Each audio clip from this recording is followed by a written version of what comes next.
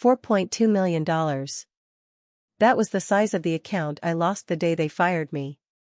4 days later, that same client walked away from the company too.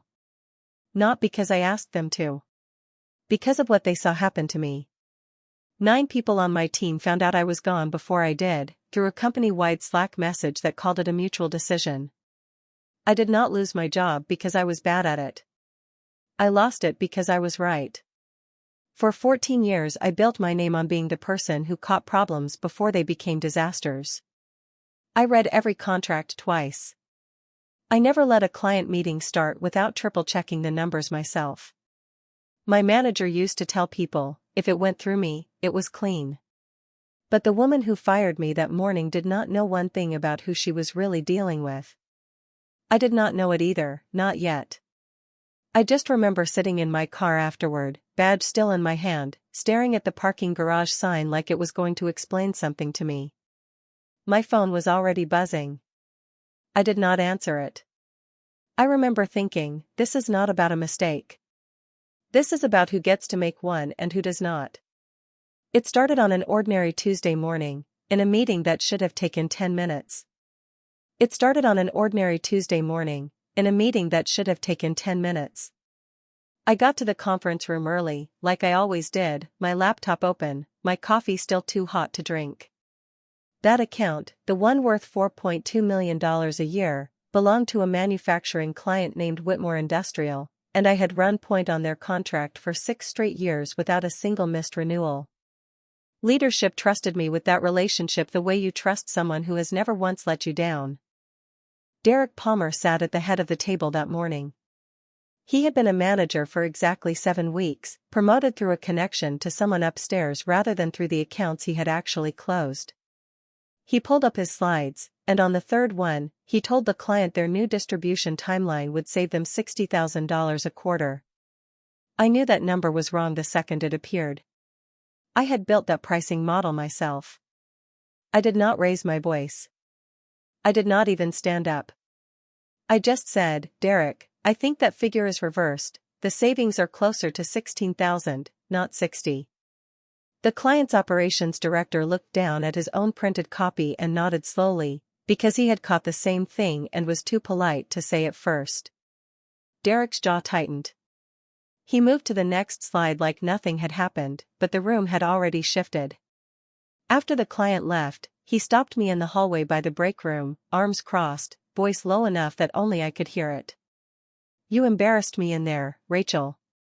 You could have just sent me a message. I told him I did try to flag it before the meeting, twice, over Slack, and he never responded. He said nothing to that. He just walked off toward his office, and I noticed Megan from accounting glance up from her desk, one eyebrow raised, the kind of look coworkers give each other when they already know something is coming. My phone buzzed once in my pocket. I did not check it. I had 3 follow-up emails to send before lunch, and I told myself whatever it was could wait. I thought that was the end of it. A tense hallway conversation, a bruised ego, nothing that would not blow over by Friday. I thought that was the end of it. A tense hallway conversation, a bruised ego, nothing that would not blow over by Friday. Thursday morning, an invite appeared on my calendar with no subject line except a meeting request from HR 10:15 a.m., conference room B, 30 minutes. 14 years at that company, and I had never once been called into that room for anything other than open enrollment paperwork or a performance review with a rating I already knew was good. I walked in and found Denise from HR sitting beside Derek, a folder closed in front of her, and Howard Whitfield, the regional director, standing near the window with his arms folded. Howard almost never sat in on HR meetings. That alone told me more than anything Denise was about to say. We have received some concerns about your communication style, Denise said, reading off a page like she had practiced it in the mirror. There is a pattern here of undermining leadership decisions in front of clients. I asked her plainly, is this about Tuesday, about the meeting with Whitmore? Howard answered instead of her. This isn't about one meeting, Rachel. It's about a pattern of insubordination and poor culture fit. Insubordination. 14 years of retained accounts, 0 client losses, and the word they landed on was insubordination. Denise slid a single sheet across the table. We're terminating your employment effective immediately. This is an at-will position, so no specific cause is required. You'll receive 2 weeks of severance and your benefits will continue through the end of the month.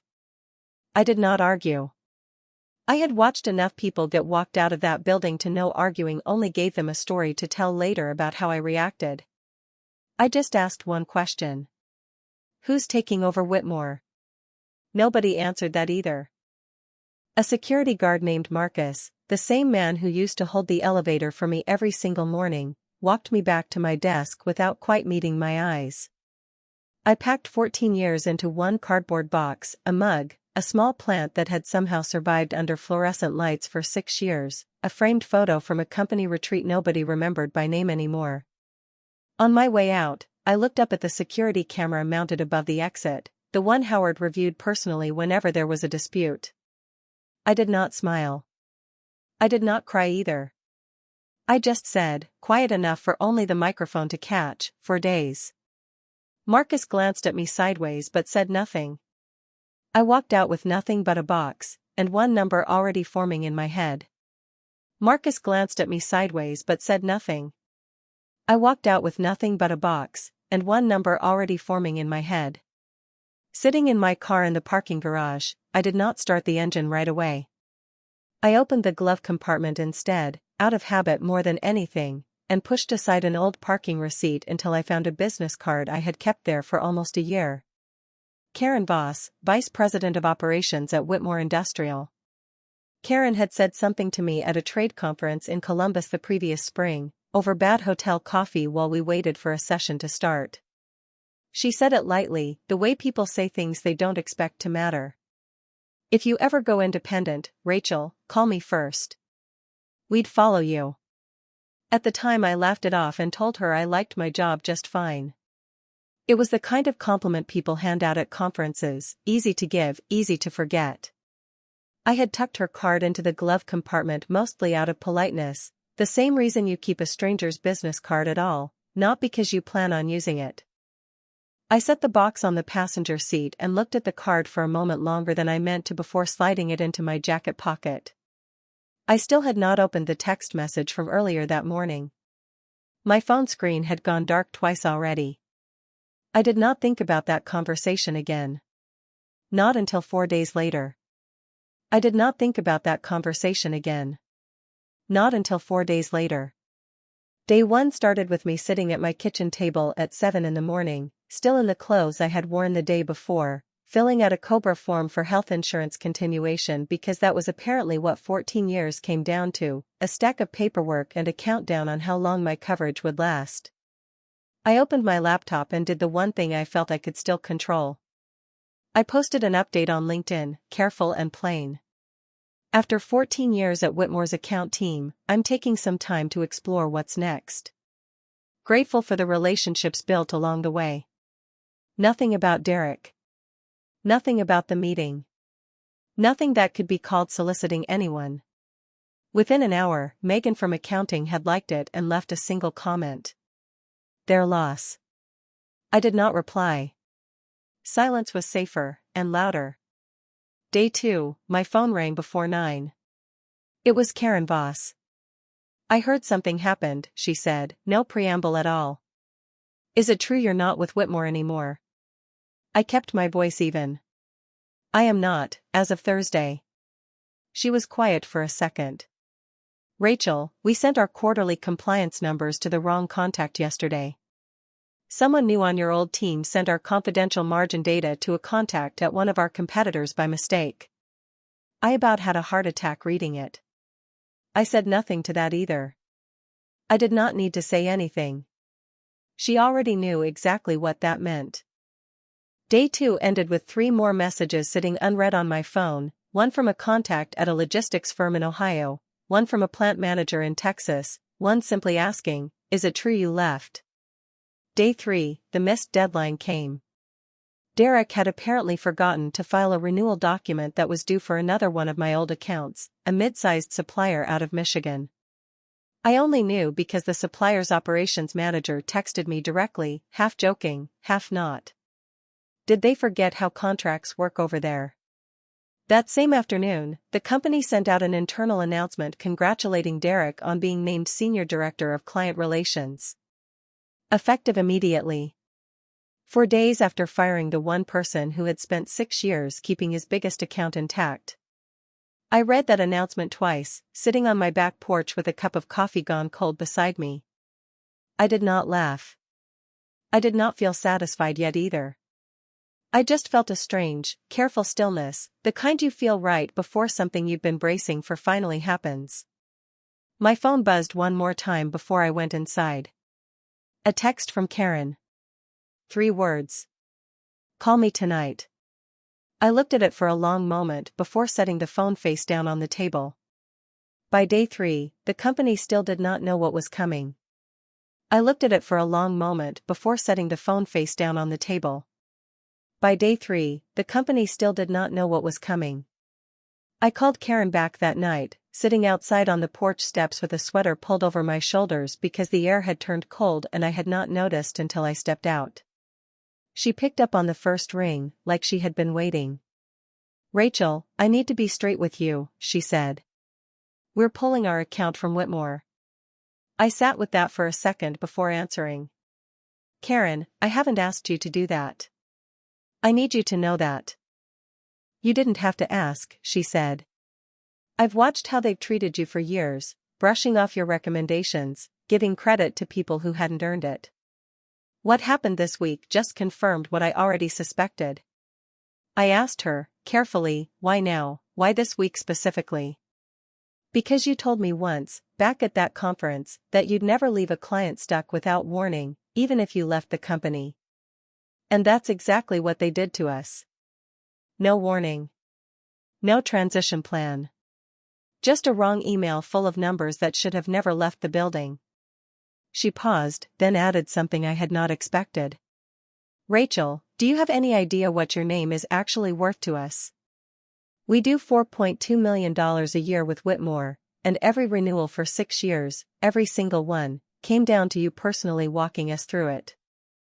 I did not say anything right away. 14 years of being told I was replaceable, and here was someone stating the number out loud like it was simple fact. My phone buzzed again while Karen was still talking, a second call coming through. Howard Whitfield.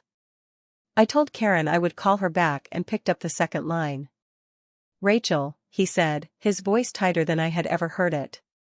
"We need to talk. There's been some confusion this week, and I think there's been a misunderstanding about your departure." 6 days ago he had told me my termination required no specific cause. Now there was suddenly a misunderstanding. I asked him plainly, "Is this about Whitmore pulling their account?" There was a pause just a beat too long before he answered. "We're handling some client concerns internally. I'd like to discuss bringing you back in some capacity, maybe as a consultant." I told him I would think about it, and I meant it, though not in the way he wanted me to. That call changed everything. But I still had not said yes to anything. I told him I would think about it, and I meant it, though not in the way he wanted me to. That call changed everything. But I still had not said yes to anything. Day 4 started with a text from Megan, still working inside the building, sent from her personal phone instead of Slack, which told me she did not want it traced back to her. "They pulled everyone into the main conference room this morning. Emergency meeting." Howard looked like he hadn't slept. I did not respond right away. I made coffee first, sat at my kitchen table, and let myself read the message twice before I let it mean anything. By mid-morning, Karen called again, this time laughing in a way that had no humor in it at all. She said corporate had sent Whitmore a formal apology letter, admitting the confidential data leak was the result of, in her words, an internal miscommunication during a leadership transition. No mention of Derek by name. No mention of what actually happened to me. "They still won't say it plainly," Karen said. "But everyone here already knows exactly whose fault it was." That afternoon, Megan texted again. "Derek's been moved off client accounts. They're calling it a lateral transfer to internal operations. Everyone knows what that actually means. 14 years of my work reduced to insubordination and poor culture fit. 7 weeks of his mistakes reduced to a lateral transfer. I read that message standing at my kitchen counter and set my phone down without answering, not because I had nothing to say, but because I did not need to say anything anymore. The company was already saying it for me, just quietly, just internally, just 4 days too late. By that evening, 2 more calls had come in. A plant manager from the Michigan account, the one whose renewal paperwork had gone unfiled. Then someone from a logistics company out of Ohio who had worked with me on and off for 9 years. Neither of them asked me to pitch anything. Both of them simply said some version of the same thing. We're not staying with a company that treats people like that. By the time I sat down to eat dinner, I had 4 voicemails, 3 texts, and 1 email marked urgent from a contact in procurement I had not spoken to in months. Whitmore's $4.2 million account was only the beginning. Combined with the others, the number sitting in my head had grown into something the company could no longer quietly absorb. Megan sent one final message before I turned my phone off for the night. They finally admitted it. Too late. I read it twice, then set the phone face down on the counter, the same way I had a few nights before. The numbers were public now, whispered through the building in hallway conversations and closed-door meetings. But for me, sitting alone in my kitchen with 4 days of proof that I had done nothing wrong, the real win was never about the number at all. The numbers were public now, whispered through the building in hallway conversations and closed-door meetings. But for me, sitting alone in my kitchen with 4 days of proof that I had done nothing wrong, the real win was never about the number at all. 6 weeks later, I sat across from Karen Voss in a small rented office downtown, nothing fancy, a desk I had bought secondhand and a lease I had signed with my own name on it. She slid a signed services agreement across the table, the Whitmore account, formerly mine now, no longer borrowed through someone else's company letterhead. I didn't say anything triumphant. I just thanked her, and told her I'd have the onboarding documents ready by Monday. It felt less like a victory lap and more like exhaling after holding my breath for 6 weeks straight. By then I had 3 other clients signed, including the plant manager from Michigan and the logistics contact from Ohio, and I had filed my LLC paperwork the same week I filed for unemployment, which still made me laugh a little when I thought about it. Meanwhile, word kept filtering back to me through Megan, who eventually left Whitmore's old company herself, tired of watching Derek get handed smaller and smaller accounts nobody else wanted. She told me over coffee that Howard had stopped attending client meetings altogether. Said he lets other people handle it now. Guess he learned that lesson late. That night, I told my husband everything over dinner, the whole 6 weeks laid out at once, and he listened the way he always did, without interrupting. When I finished, he said something simple. You didn't lose your job because you were bad at it, Rachel. You lost it because you were the only honest person in that room, and honest people are inconvenient to people who aren't. That was it, really. That was the whole thing. 2 days later, an email came through from Howard, subject line, checking in. Just a few lines, hoping business is going well, doors always open if you ever want to discuss consulting opportunities with us again. I read it twice, then typed back something short and professional. Thank you for reaching out. I appreciate you thinking of me, but I'm fully committed to my own clients right now. I wish you and the team well. I did not gloat. I did not bring up the account, or the number, or the meeting that started it all. I hit send and closed my laptop. I did not gloat. I did not bring up the account, or the number, or the meeting that started it all. I hit send and closed my laptop. 8 months later, I sat in that same small downtown office, except it was not so small anymore. I had a part-time bookkeeper now, a proper business insurance policy, and 6 clients on retainer, including Whitmore, still renewing every quarter without a single missed deadline. The $4.2 million account that once belonged to someone else's company letterhead now belonged to a firm with my name on the door. The $52,000 in projected first-year revenue I had nervously written into my business plan back in that kitchen had already tripled by the time the leaves changed. My husband asked me once, half joking, if I ever regretted how it all started. I told him no, not for a second. Getting fired for telling the truth was not the end of my career. It was the first honest day of it. I think about that Tuesday morning meeting sometimes, the one that was supposed to take 10 minutes. I do not think about it with anger anymore. I think about it as the moment someone finally had to choose between comfort and honesty, and chose wrong, and handed me my future by mistake.